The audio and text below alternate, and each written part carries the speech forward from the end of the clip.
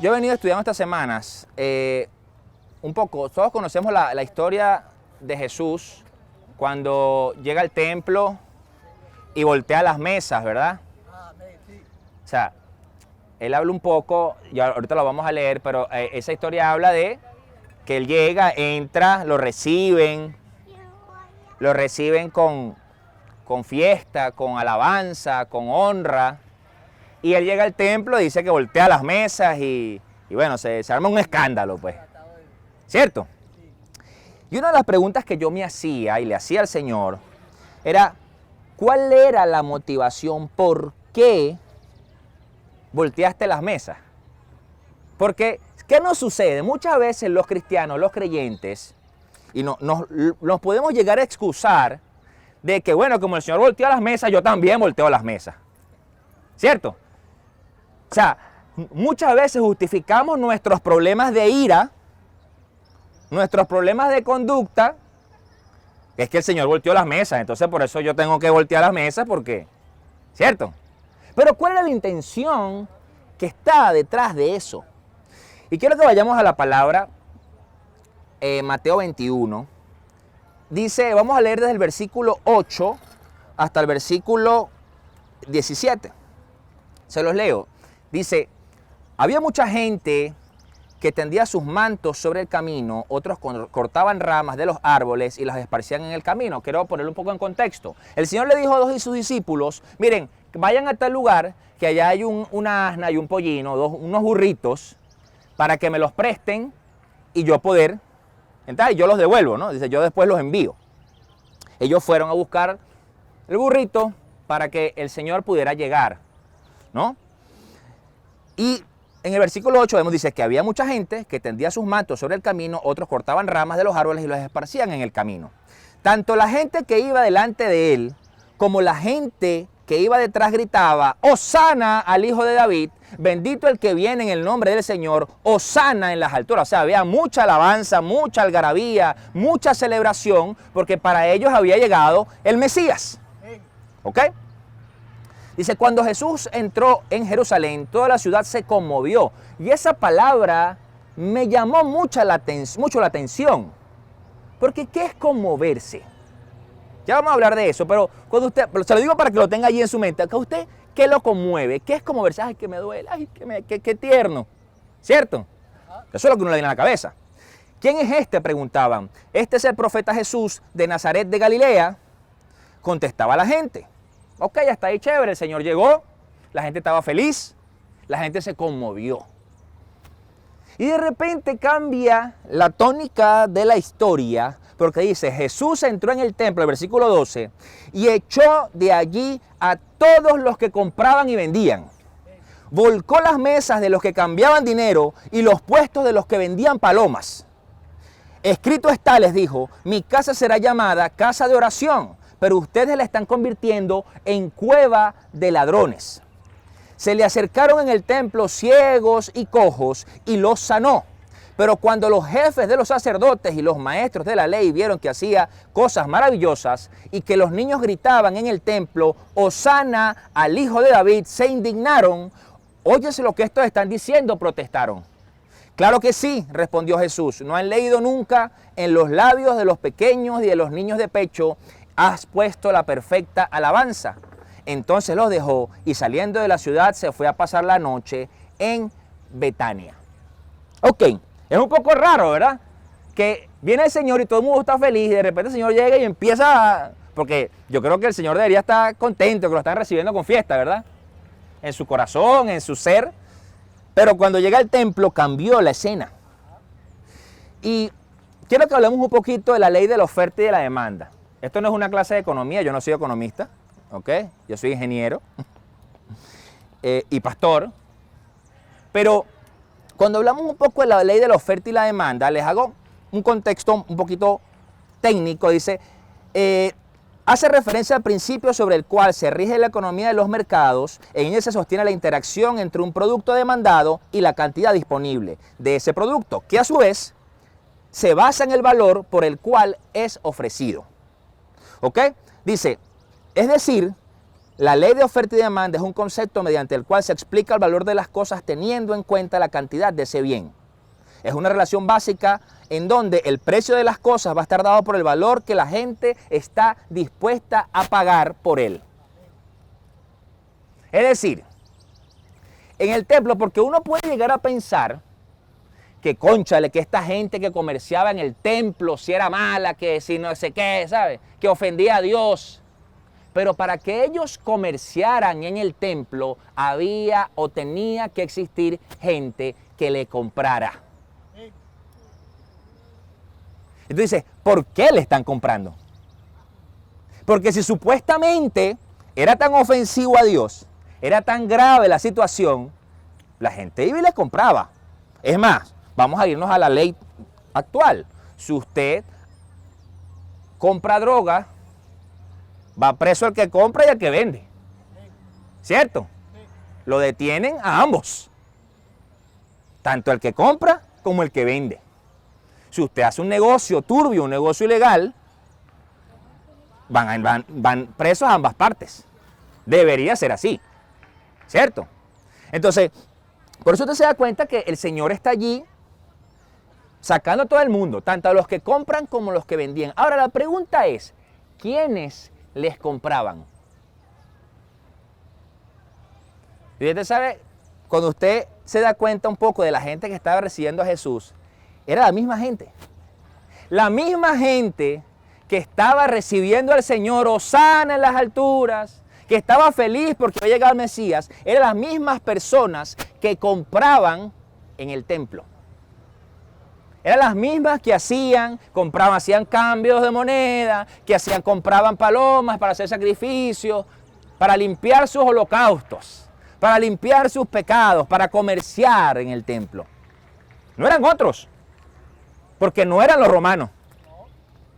¿Me entienden? Eran los mismos judíos que estaban recibiendo al Señor. Entonces, por eso es que cambia en esta historia, te das cuenta que cambia, que de repente hay una celebración porque llegó el Mesías, y de repente se dice, se me van de aquí todos. Y la gente, se volvió loco el Señor. Este no es el Mesías. Y por ahí empezó la molestia, el disgusto de la gente, ¿cierto? Porque déjenme recordarle que quienes crucificaron a Cristo fueron esos mismos. Amén. Fueron los mismos que cuando sacaron a Barrabás y al Señor dijeron, suelten a Barrabás. Entonces, quiere decir que había un componente que el Señor estaba consciente que es lo que estaba haciendo. No es que el Señor perdió los papeles, como nos pasa a muchos de nosotros. ¿Cierto? Yo no sé usted, pero a mí me pasa. Yo soy de carne y hueso. Y a veces estoy molesto y pierdo los papeles y después tengo que pedir perdón. ¿O no? O yo soy el único que pecador aquí, aquí todos unos ángeles todos. ¿Cierto? Entonces, nosotros podemos llegar a perder papeles, pero el Señor estaba haciendo lo del volcado de las mesas con una intención más allá que la gente no se daba cuenta. Y por eso es que nosotros como ser humano nos excusamos y decimos, no, es que el Señor volcó las mesas y uno no puede dejarse porque tú sabes, porque esto es sagrado y tal. Pero ¿cuál era la intención? El Señor estaba viendo que había primero una irreverencia total al templo, y segundo, que no había una búsqueda genuina de Él. No existía. Por lo tanto, era como que, bueno, yo mi vida como yo quiera, voy al templo, comercio, compro mis palomas, se las llevo al sacerdote, a hacer el sacrificio y sigo en mi vida. ¿O no? ¿O no? Claro que era así. Entonces, quiero que veamos algo, porque yo le dije que la palabra los conmovió. Me causó curiosidad. ¿Cómo que los conmovió? ¿No? Porque para mí lo que yo entendía de conmover era eso, como que, ay, qué tierno el Señor. ¿Verdad? Pero se supone que tú estabas desesperado por un Salvador, por un libertador, por una persona que te sacara de la vida que estabas teniendo. De la presión de Roma que vivían. ¿O no?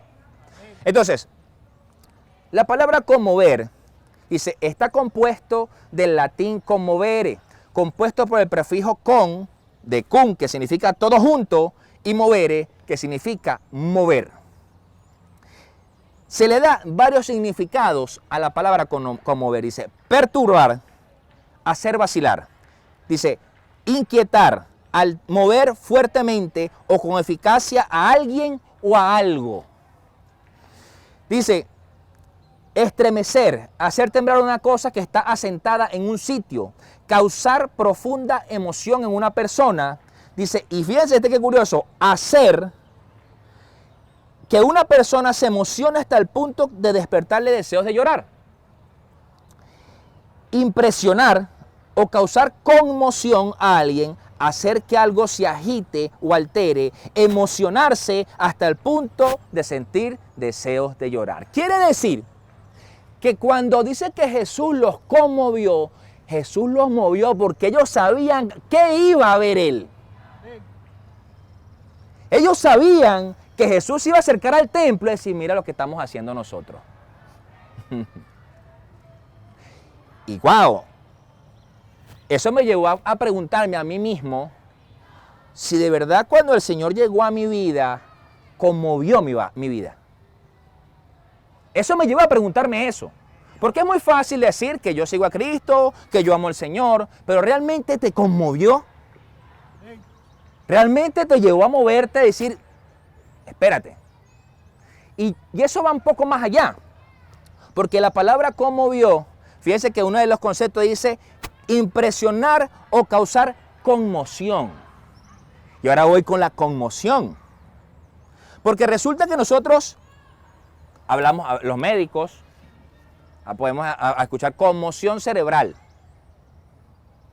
Una conmoción, un golpe, un trauma. ¿Cierto? Una conmoción emocional, tuviste un shock. Y te quedaste en shock, te congelaste, algo te pasó. Eso es una conmoción. Pero ahora fíjense en la etimología de conmoción. Dice, una conmoción es un movimiento o una perturbación violenta del ánimo o del cuerpo. Quiere decir que la gente cuando vio a Jesús se conmovió, por lo tanto tuvo una conmoción. En ese momento que él llegó, fue la conmoción en el espíritu. La gente, cortaron las ramas y lanzaron los mantos y pasó el burrito, ¿verdad? Hubo esa conmoción en lo emocional y en lo espiritual. Pero cuando llegó el Señor al templo,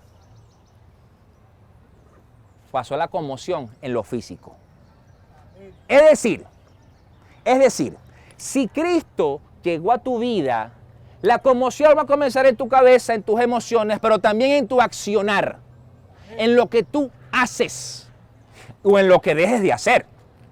¿Por qué? Si vamos continuando en el término de conmoción, se parece mucho al otro de conmover, porque viene del prefijo cum, que significa todo junto, movere, que es mover, y se le añade el sufijo tío, que significa acción. Entonces, ¿qué sucede? La conmoción se produce después de un fuerte impacto. Ahora te pregunto, a ti que estás aquí escuchándome, los que están en las redes sociales, ¿Cristo causó una conmoción en tu vida cuando lo conociste? ¿Causó un impacto tan fuerte que te llevó a que las cosas como que se alteraran? Porque muchas veces llegamos al Señor y nos sentimos en la parte como que, que todo es lindo, todo es color de rosas, qué bello todo, pero de repente se te empiezan a estremecer las bases. Y empiezas a sentir como que ya va, pero ¿qué está pasando? Yo no estoy con Dios, pues. ¿O no? Pero es porque el Señor está volteando las mesas en tu vida. Entonces, ¿qué sucede? El Señor sabía que sí, la gente muy bonita, lo recibieron muy bien, había realmente una algarabía y una alabanza y una alegría porque Él había llegado, pero la gente no había cambiado su forma de vivir y de ver las cosas. Por lo tanto, seguían comprando y vendiendo en el templo. Entonces, llegó Él, volteó las mesas y un poco de gente se puso brava, ¿no? Sobre todo los comerciantes. Se les cayó el negocio. Y fíjense que más adelante de ese versículo de las mesas, dice, mi casa será llamada casa de oración, pero ustedes la están convirtiendo en cueva de ladrones. Pero es como duro, ¿verdad? Porque dice, pero ya va, yo no estoy robando a nadie. Yo estoy comprando y vendiendo algo lícito, algo que es permitido por la ley, ¿verdad? Del hombre, dentro del templo. Por lo tanto, ¿cómo que soy un ladrón? ¿Cómo que somos una cueva de ladrones? ¿Saben por qué? Porque le estaban robando la gloria a Dios. Le estaban robando el hecho de poder Dios obrar en la vida de las personas, queriendo ellos comerciar allí. Queriendo vender la indulgencia, la no te toma. Aquí está la paloma para el sacrificio. Aquí está el animal que tienes que ir a sacrificar por tu pecado. No, no busques y no ores a Dios para que Dios te provea. Ven y cambia dinero aquí conmigo. Yo te doy un buen precio. ¿Sí entienden? Entonces, muchas veces nosotros podemos llegar en nuestra vida a tener una actitud así. Que estamos comerciando y haciendo, porque resulta que la Biblia enseña que nosotros somos templo y morada del Espíritu Santo. Por lo tanto, si nosotros somos templo y morada del Espíritu Santo, y el Espíritu Santo habita en ti, así como habita en mí, quiere decir entonces que tenemos que dejar de comerciar y volcar las mesas en nuestros corazones para que realmente Cristo cause una conmoción y cambiemos las actitudes en nuestra vida que debemos cambiar. Lo que pasa es que eso no nos gusta, porque se nos pierde el negocio, porque se nos pierden esos realitos. ¿Sí me entienden? Entonces, la cuestión está que, cónchale, que es incómodo, pastor, usted sabe que eso es difícil. No es difícil. Eso es una decisión, mira, ve, págata, voltea la mesa. Ya está, no pasó nada. Porque inmediatamente después que él volca las mesas, dice, se le acercaron en el templo ciegos y cojos y los sanó. Inmediatamente al volcarse las mesas. Ahora te pregunto, ¿qué área de tu vida aún no está sana? ¿Qué área de tu vida aún estás luchando para que el Señor intervenga en eso? Volca las mesas. Deja que el Señor la voltee. No le digas, no, Señor, déjame esa mesa, que esa mesa me costó una platica. Muchas veces pasamos años y años y años y años luchando para que el Señor, ayúdame con esta situación. Por favor, Dios mío, que no hasta cuándo va a tener esta situación, Señor. Pero simplemente no has dejado que Cristo entre en el templo de tu corazón y se volque la mesa. Y la mesa sea tumbada con todo lo que tenga encima. No me importa que tenga la mesa encima. Angustia, dolor, tristeza, frustración, ira, lo que sea. Falta de perdón. Entonces te das cuenta que seguimos muchas veces en la misma actitud una y otra vez y decimos y recibimos al Señor con las mantas y lanzamos las ramas porque viene el Señor a nuestra vida, pero seguimos en una actitud en que seguimos comerciando en el templo. Están como callados. Ahora, yo entiendo. Yo también me choqué cuando estudié esto. Ya va, espérate. Espérate. Porque es que claro, porque es que decía, Señor, pero ¿por qué estás volteando las mesas? ¿Por qué? Porque es como irónico o contradictorio cuando dice, no, es que Cristo es amor, pero de repente vas a Cristo volteando mesas, insultando a la gente ahí. Ustedes son unos ladrones, chicos. Porque a veces provoca a la gente decirle cosas así, ¿o no? En la calle. ¿No provoca? Sí provoca. Ahora, lo curioso es eso, que inmediatamente se empezó a sanar la gente. La gente empezó a sanar, se acercaron. Entonces fíjense que quiere decir que estos comerciantes no dejaban que se acercara la gente que realmente tenía necesidad de ser sana. No, echa para allá. Un perro callejero. ¡Ah, para allá! No, quédate ahí las afueras, a la puerta del templo, porque es que tenemos un negocio aquí. ¿Usted ha visto eso? En los negocios, cuando uno va a comer a un restaurante o a algún lado, que de repente pasa una persona pidiendo, y lo corren, ¿o no lo ha visto? Sí. Eso era lo que le pasaba a esos cojos y a esos ciegos que estaban allí. Que ellos trataban y quizás no tenían el dinero para comerciar, para comprar, para pues, bueno, déjame comprar esto para ir a donde el sacerdote que haga el sacrificio por mi pecado. No podían. Por lo tanto, era como una competencia injusta. Porque eso es como si tú pudieras ganar la salvación por la cantidad de dinero que tengas. Sería injusto, ¿verdad? Quiere decir que una persona, si fuera así, el millonario pudiera comprar la salvación fácil. No, dame 3. Mi familia somos 10, dame 10. Y el que no tuviera dinero no pudiera ser salvo. Porque no tiene la plata para hacerlo. Pero eso es lo que pasaba. Estoy comerciando con lo que realmente daba Dios sin costo alguno. Fíjense que eso me llevó en lo personal, como les digo, a reflexionar si había alguna conmoción en mi vida de cuando Dios llegó. Y yo quiero que usted ahora recuerde, vaya a ese inicio cuando conoció al Señor. ¿Qué empezó a pasar? Hubo conmoción, ¿verdad? En algunas áreas. Pero llegó otras áreas que déjame esa tranquilita. El versículo 16, dice, ¿no han leído nunca en los labios de los pequeños y de los niños de pecho has puesto la perfecta alabanza? Y eso me llevó a Salmos 8:2. Dice, por causa de tus adversarios has hecho que brote la alabanza de los labios de los pequeñitos y de los niños de pecho para silenciar al enemigo y al rebelde. Ahora, la palabra dice que tenemos que ser como niños, ¿cierto? Y dice que los niños dan un grito de alabanza. En este caso de Salmo 8 dice, por causa de tus adversarios.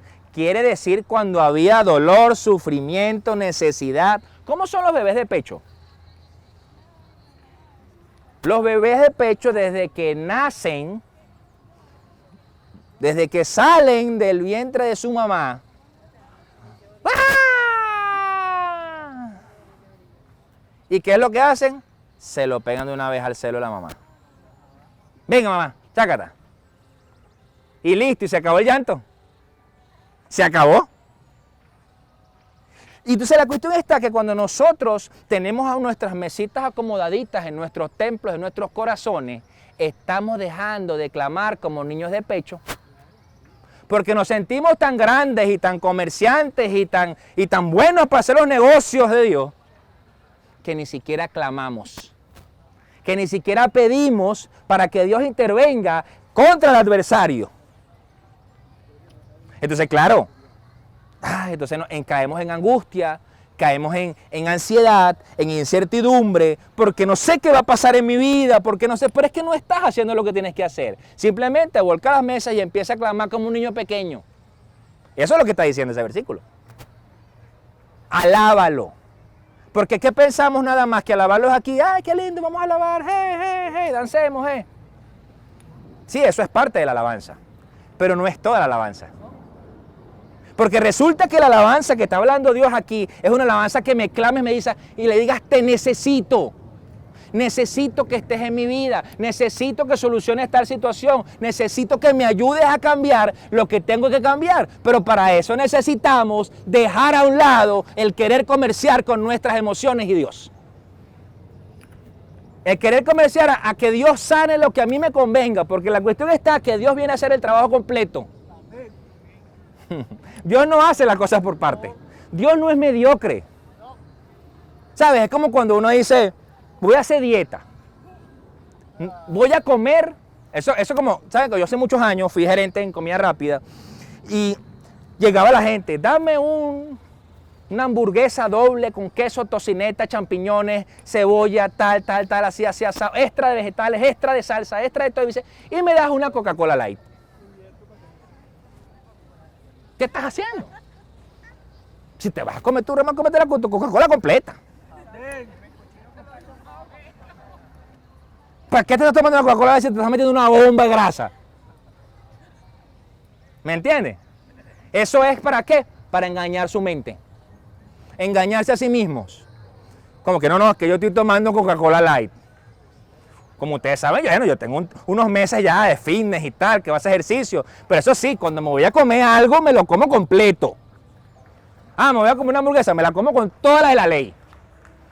Ay, no, me voy a comer la hamburguesita, me la voy a tomar light. Dame la hamburguesa, pero la carne baja en grasa. Mentira.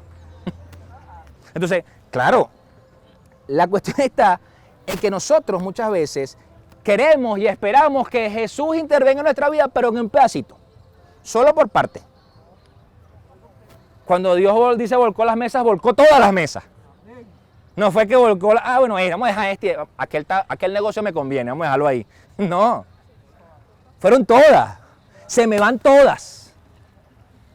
¿Me entiendes? Entonces, ¿qué es lo que pasa? Que Dios necesita que en tu vida se vaya la ira, se vaya la tristeza, se vaya la depresión, se vaya el dolor, se vaya la falta de perdón, se vaya la incertidumbre, la angustia, se vaya la duda, se vaya el temor, se vaya la falta de amor, se vaya la soledad, se vaya todo.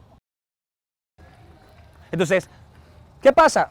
Necesitamos, como les decía en Salmos 8:2, clamar como niños pequeños.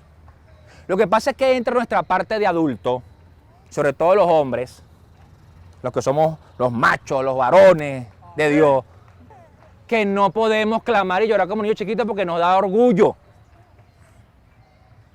Nos da orgullo decir, Señor, necesito de ti, ayúdame.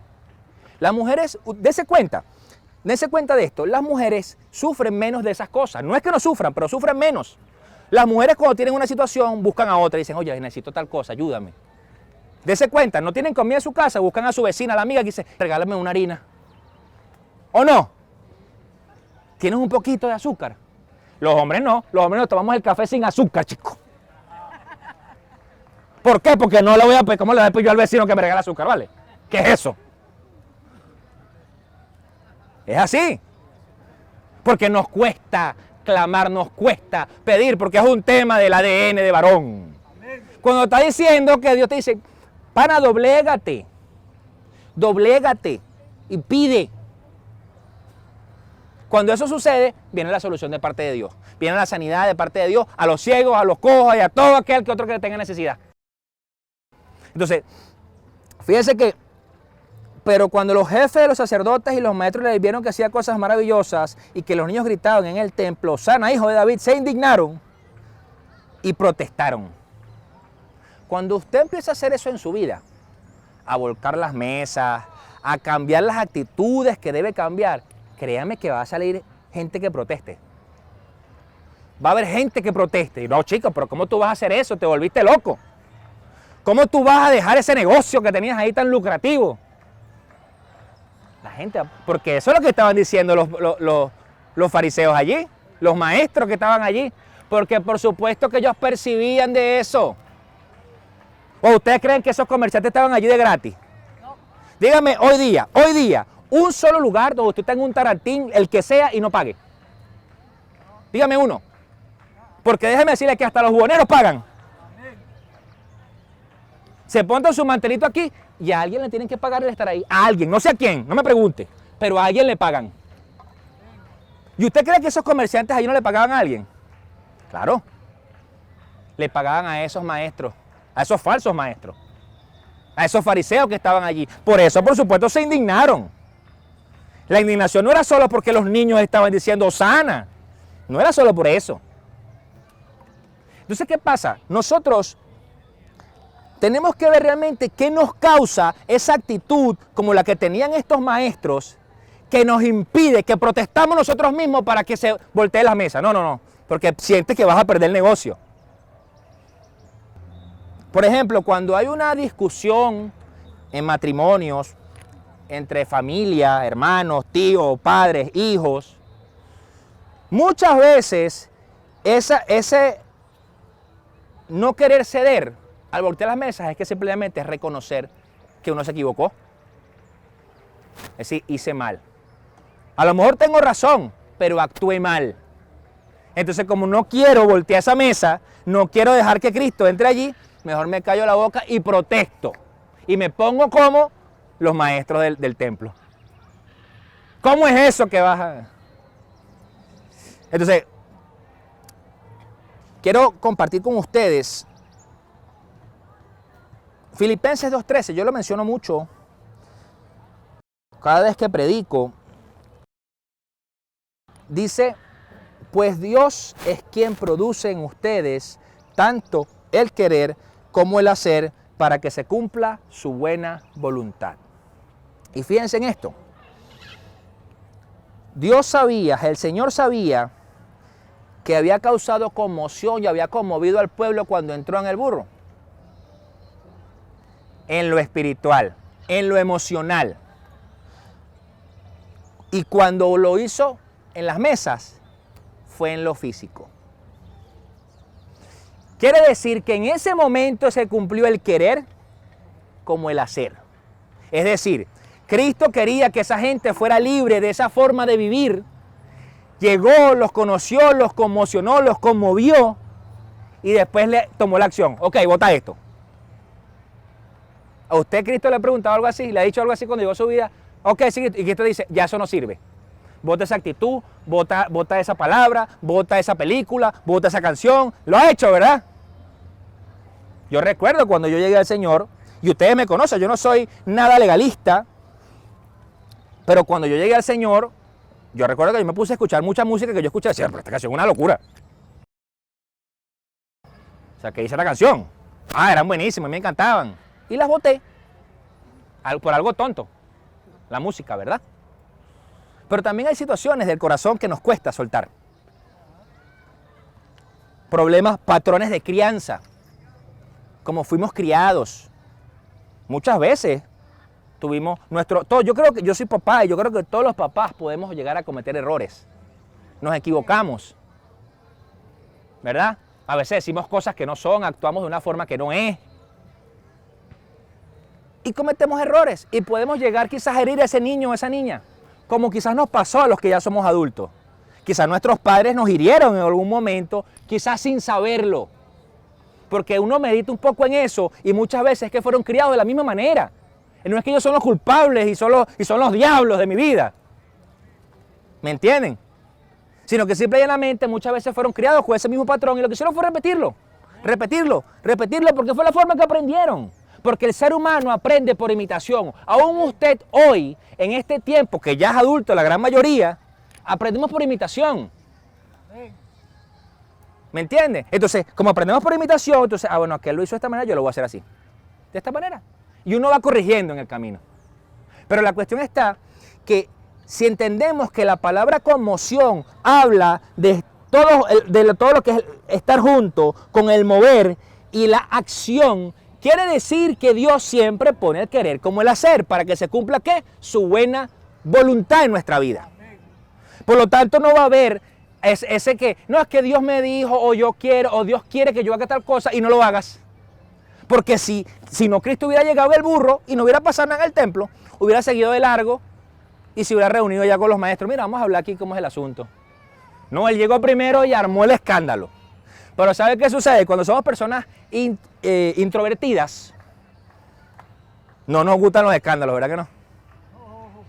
Cuando uno es introvertido, ese tema de los escándalos, es más, yo tengo un familiar que esa para donde va forma escándalo. Entonces uno cuando empieza uno se va y uno da media vuelta y dice, no, pero qué vergüenza, está en eso todo el día. Porque no te gusta el escándalo.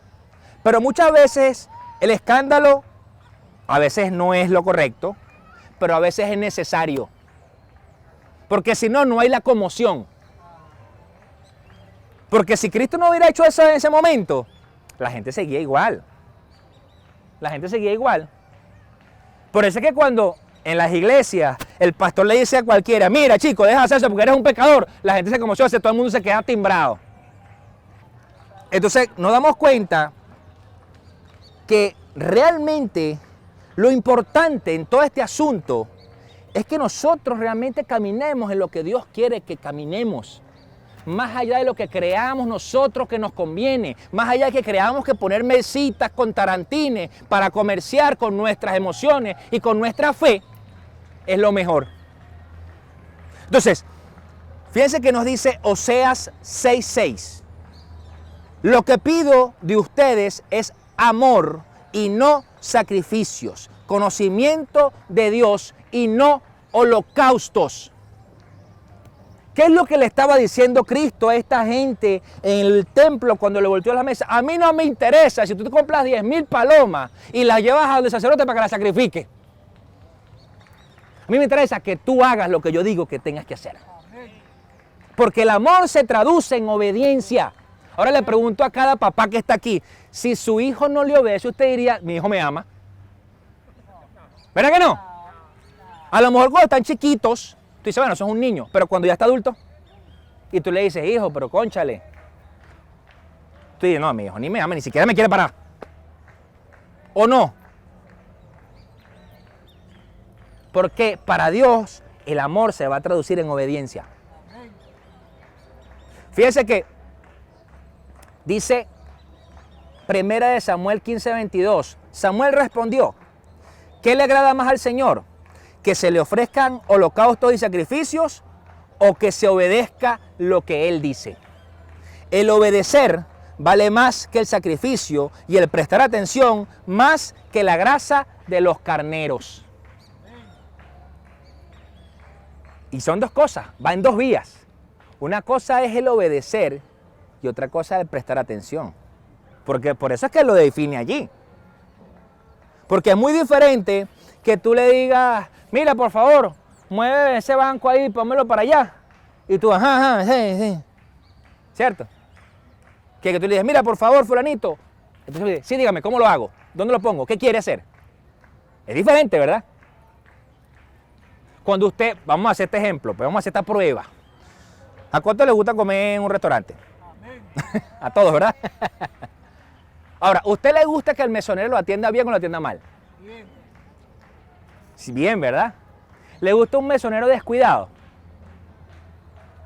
Que usted le diga, mire, epa, disculpa, me trae un tenedor.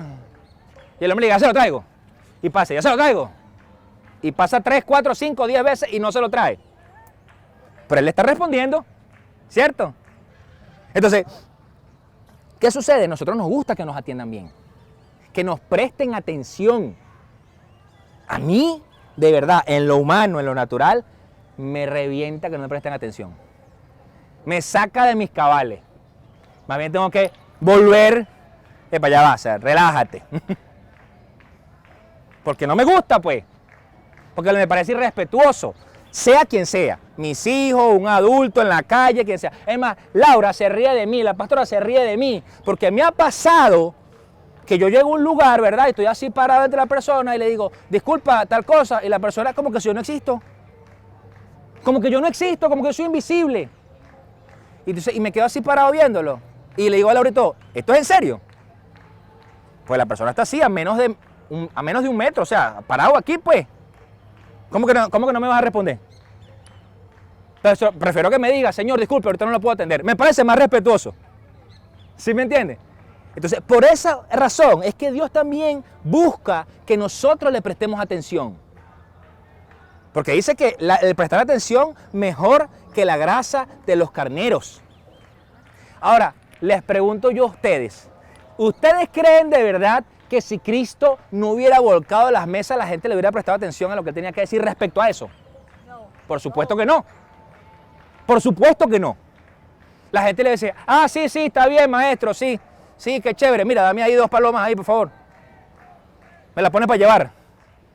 Y dame 4 más, porque el mes que viene voy a pescar un poquito más. ¿Sí me entienden?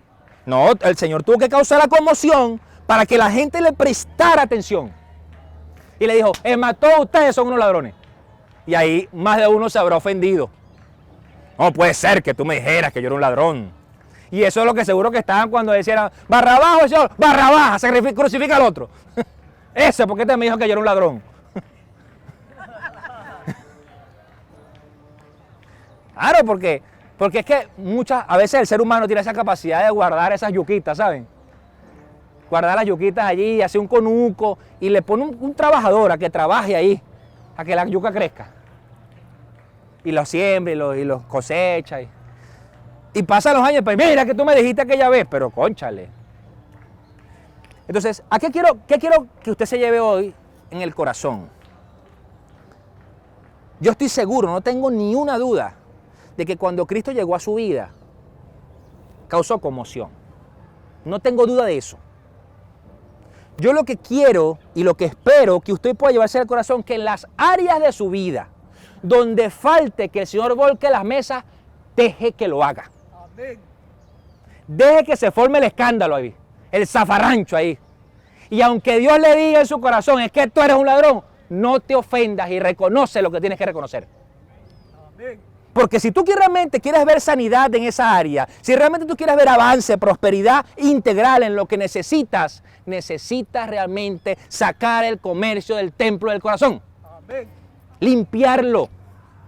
Dejar de querer negociar con Dios. Bueno, esto sí, pero esto no. Bueno, Señor, yo soy pecador, pero no soy tan pecador como un asesino, un violador de niños, pero yo soy pecador. No. Un pecado es un pecado el que sea. Entonces, claro, lo que pasa es que nos ponemos a sacar una tabla comparativa de los pecados pequeños y los pecados grandes. No, Señor, lo que pasa es que tú sabes, sí, yo digo una mentirita, Dios mío, pero tú sabes que yo no le deseo mal a nadie. Entonces, claro, necesitamos realmente ser esa persona que deja que Dios intervenga por completo. Sin querer meter en nosotros cabeza. Sino que, bueno, Señor, ¿qué quieres tú que haga? Y ya está. Porque si no, ¿cómo yo le digo al Señor, Señor, te necesito, pero no aquí? Eso como que tú le vayas al médico con un dolor, ¿verdad? Ay, me duele aquí, de este lado. Y el médico te diga, bueno, mira, tienes que dejar de comer hamburguesa. Y te diga, no, eso no, doctor. Eso no lo voy a dejar de comer. Dice, bueno, entonces no se te va a quitar el dolor, hijo. Cuando yo el año pasado, que yo se los he comentado que fui al año pasado que fui al médico, fui al cardiólogo, porque me dolió un dolor en el pecho, y cónchale, me preocupé, me asusté, y el médico me dice, porque tenía los triglicéridos, los colesterol por allá por la estratosfera, ¿verdad? No te va a dar mañana un infarto ni nada, pero no te doy 10 años y te puedes enfermar el corazón si no cambias lo que tienes que cambiar hoy. Y una de las cosas que me dijo, deja de comer empanadas, eso es veneno. Las empanadas, claro, porque eso es fritura, el refrito, el asunto. Son ricas, pero hacen daño. Cómase una vez en cuando, pero... ¿Ok? La cuestión es que necesitamos, hay un punto de quiebre en nuestra vida donde llega el cambio o no. Es decir, donde Cristo llega al templo en tu corazón y empieza a volcar las mesas para cambiar lo que tenga que cambiar. Pero en Dios hay algo que es que Dios nos permite decidir si dejamos que Él lo haga o no. Él nos da allí el libre albedrío y la voluntad de poder decidir qué hago. Yo creo que es importante realmente que tengamos una actitud de niño pequeño. Los niños pequeños no les cuesta pedir ayuda. Los niños pequeños no les cuesta llorar si les duele algo. Los niños pequeños, si realmente necesitan de su papá, van a llamar a su papá, así sea 10.000 veces. A su mamá 10.000 veces. Pero resulta que nosotros podemos pasar meses sin hablar con Dios, ¿verdad? Sin leer su palabra. Podemos llegar a hacerlo. Y decimos, ay, es que tengo tiempo que no oro. ¿Cuánto le ha pasado? Levante la mano para ver. Tengo tiempo que no leo la Biblia. Pero leerla, de verdad, leerla. No el versículo del día que te pone en la aplicación. No. Leerla. Sí, porque no, yo leí la Biblia, el versículo del día. Mateo 7:33. Buscar primeramente el reino. Ya yo me la leí, Señor. No. Buscarlo. Y eso es lo que yo quiero que usted se pueda llevar hoy. Y parte del primer amor que nosotros tenemos en Dios, porque muchas veces nosotros oramos y clamamos y cantamos, Señor, para volver al primer amor, y sabe que ese primer amor llegó con la conmoción de la llegada de Cristo a tu vida, con la conmoción de ¿qué debo cambiar, Dios mío? Lo que pasa es que cuando tenemos muchos años y mucho tiempo caminando en Cristo, sentimos que ya cambiamos lo que teníamos que cambiar y no hay que cambiar más nada. Y ya está, y bueno, ya tengo estos problemas, pero es que ese es mi problema de personalidad, de carácter, tú sabes, de temperamento. No, el problema es que hay cosas que hay que conmocionarse. Entonces, claro, ahí es donde te das cuenta que eso tiene que ser un trabajo constante de limpieza en nuestro corazón para que realmente podamos cambiar lo que hay que cambiar. Amén. Y podamos tener una vida bajo la buena voluntad del Señor. Amén. Amén. Póngase de pie para que oremos. Entonces, a partir de ahí ya sabe qué va a hacer. Cuando usted necesite, clame como un niño chiquito. Llore. Pegue grito. Y créame que Dios jamás va a permitir que ninguno de sus pequeños pase vicisitud, sufra. Amén. Padre, en el nombre de Jesús, te damos gracias, Señor, por este tiempo. Te damos gracias, Señor, porque tú al llegar a nuestras vidas, Rey, nos conmoviste. Pero no solo de una manera tierna, Señor, sino de una manera, Señor, donde hubo ruptura en nuestras vidas, en nuestros pensamientos, en nuestras emociones, Señor. Te pido, Padre, que tú siempre traigas a memoria y recuerdes en nuestras mentes y en nuestros corazones qué has conmocionado en nosotros. ¿Qué cosa debemos limpiar de nuestros templos, Señor, de nuestras mentes, de nuestros corazones? Que en el nombre poderoso de Jesús, Señor, podamos siempre poner nuestra fe y nuestra mirada en ti, más que en lo que podamos comerciar en nuestras emociones. Que las mesas que aún están de a pie en nuestros corazones sean volcadas por ti, Señor. Que no existe nada, Señor, que nos aparte de la relación que podemos tener contigo, Señor. Ayúdanos, Señor, a que muera nuestro orgullo, a que en el nombre poderoso de Jesús podamos clamar como esos niños pequeños, alzar voces, si necesitamos de ti, que seas tú solventando cada circunstancia, cada situación en nuestras vidas, Rey.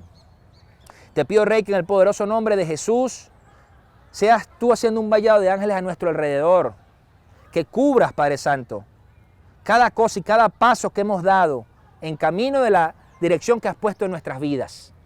Que podamos vivir bajo tu buena voluntad, que en el nombre poderoso de Jesús busquemos darte obediencia más que holocausto, Señor.